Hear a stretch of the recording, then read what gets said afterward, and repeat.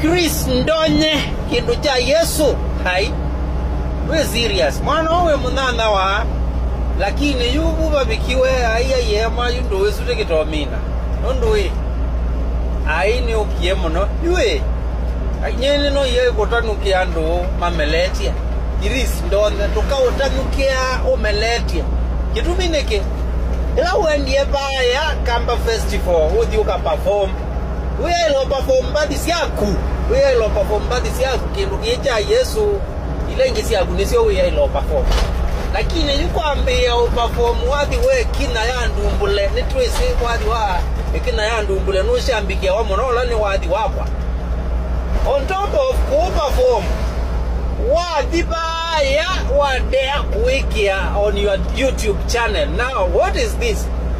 Why are you mixing things?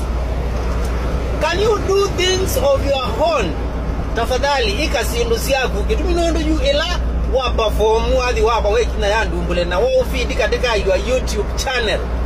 How will people view that song in my channel? You endanye siana siya waitu inebien tue siya kusiende na meta onagego kila na sio lelo.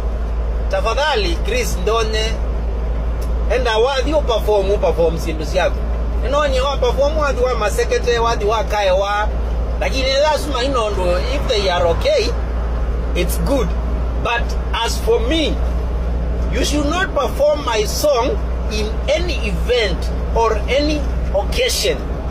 And if there are several performances that you have found or uploaded in your YouTube channel, please go and upload them because mungu gonna strike. Please ndonye we munyanya wa na tafadhali tusubiane.